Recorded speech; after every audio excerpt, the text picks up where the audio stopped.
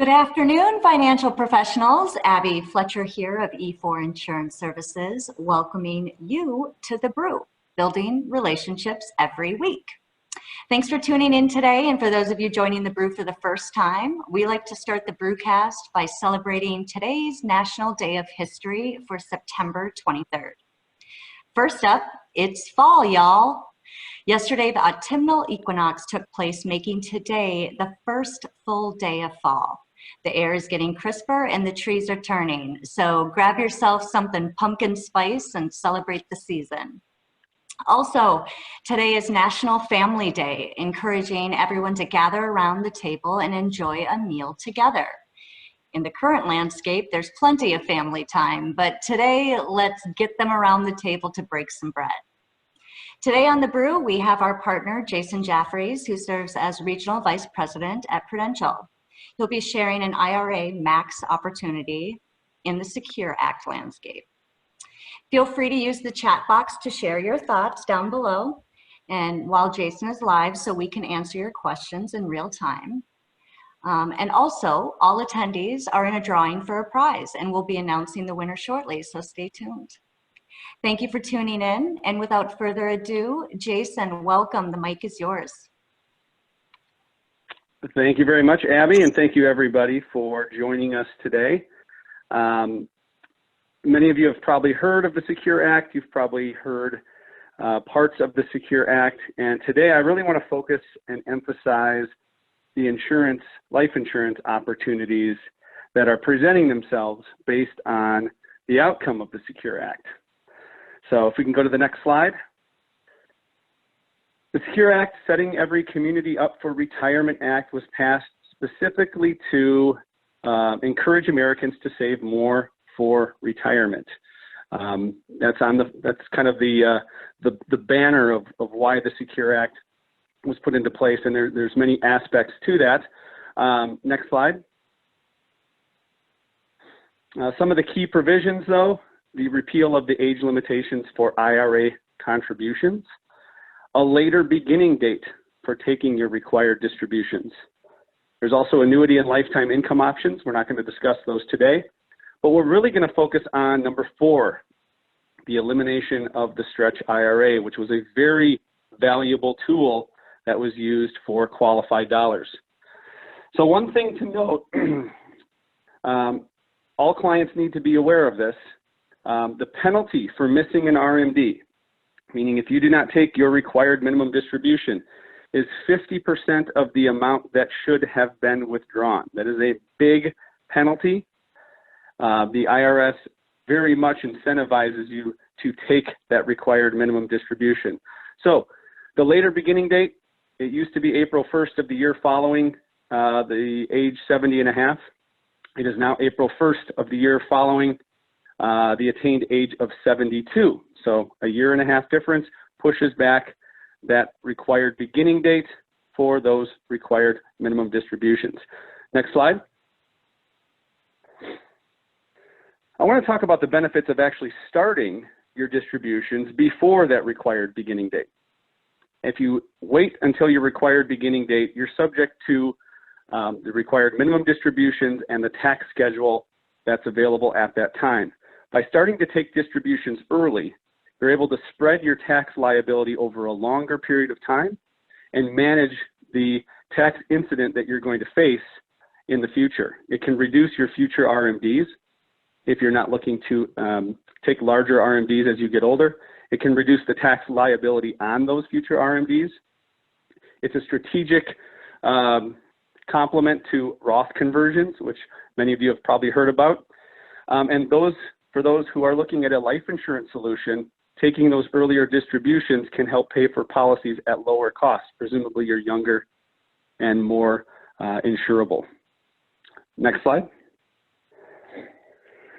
So the big provision that we're focused on here with our IRA Max strategy is the elimination of the stretch IRA. So before the Secure Act, beneficiaries could stretch that IRA over the lifetime. I'm not sure what's on the screen here. Over the lifetime of the beneficiary. So it allows the undistributed amount to continue to grow and compound in that tax deferred account. okay? Oftentimes you could stretch large IRAs out through the entire lifetime of that beneficiary. After the Secure Act, we now have a required distribution of the asset within 10 years. This accelerates the tax liability. It is likely to force many beneficiaries into higher tax brackets. $1 million IRA over the lifetime of a beneficiary can be managed very efficiently. Taking $100,000 a year distributions from an IRA post-Secure Act definitely changes tax brackets for many people. Next slide.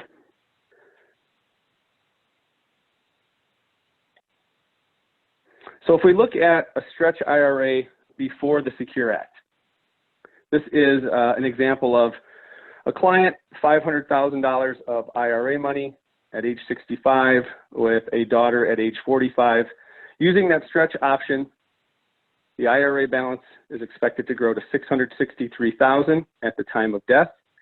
But over the lifetime of that beneficiary, that IRA was able to distribute over $1.8 million to the beneficiary, assuming a 5% net growth. Next slide.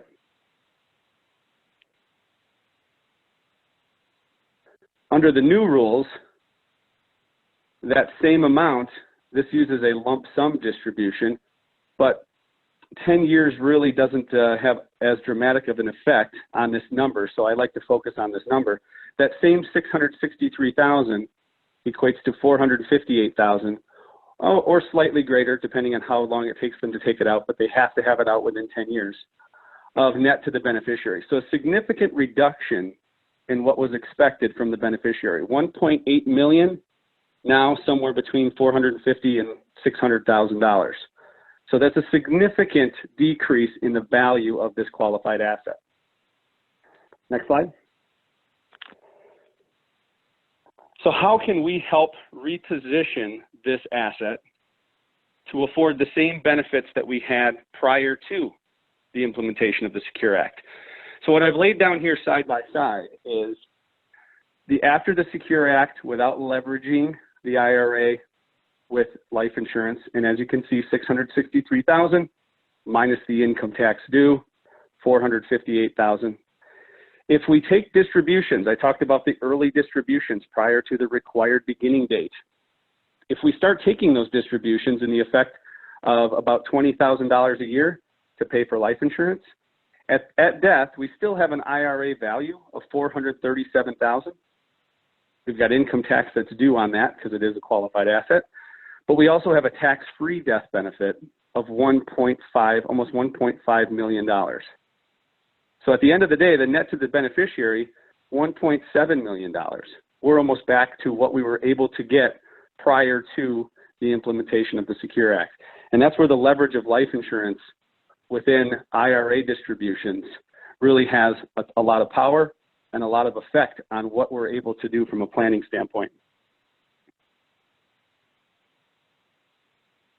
Next slide. Another area that you may or may not be aware of is the IRA trust. Okay, this was something that has been very in vogue for the last 10 years. There's been a lot of estate planning attorneys that have built and designed a lot of IRA trusts specifically for the stretch IRA marketplace. At death, IRA goes into a trust. Those trust distributions are taken out over the beneficiary's life, but the trust gets to hold the money and distribute it accordingly so that not all of the money necessarily pays out to the beneficiaries. Well, under the Secure Act, we still have that 10-year window. So if we look at the example of $1 million IRA that's paid into an IRA trust, it still has to be liquidated over those 10 years. And if you know anything about trust tax brackets, anything over $17,500 is taxed at the highest federal rate, which today is 40%. So your $1 million, even if it was delayed over 10 years, paying to the IRA trust is going to be eroded by 40%. So what does that mean? There's been a lot of planning with these trusts. There's a lot of clients that have designed these types of trusts. They're not funded until death. So there's a way to actually readdress the planning.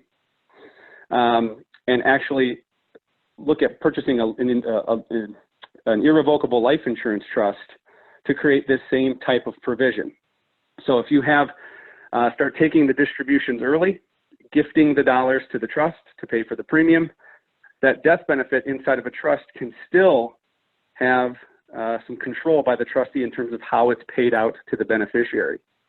So if you know clients or you've talked with estate planning attorneys or other advisors that have been in the IRA trust marketplace, this is definitely a topic that needs to be discussed.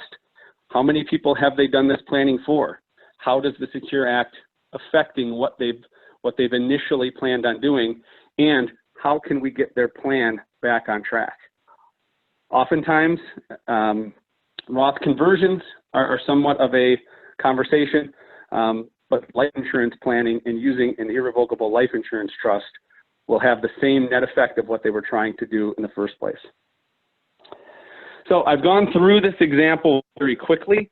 I want to draw the attention to specifically the benefit of the Stretch IRA prior to the Secure Act and what life insurance can do post-Secure Act. Leveraging life insurance, taking early distributions from your IRA can get your plan back on track and not expose you to the tax burden that now exists when assets are passed to the beneficiary still inside of that IRA. And so with that, I'll open it up for any questions. I see there's one on the chat here.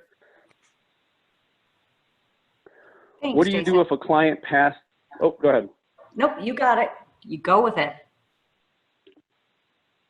What do you do if a client passed this year, took her RMD, and now the beneficiaries have the inherited IRA? They have to start next year to take the RMD, but do they have an opportunity to grow a tax-free bucket?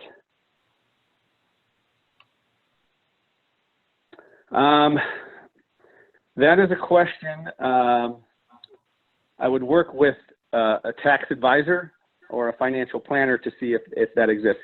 It's going to depend on their overall financial situation. So I can't speak to that specifically. If you have any direct contact or client information and would like to discuss that, I can certainly bring on our advanced markets CPA who can help with that question. But without knowing more details, it's difficult to assess that. That might be something you can flow through E4 and we can work on with them. Excellent, excellent. We'll make note of that, questioner. Any additional questions from the audience?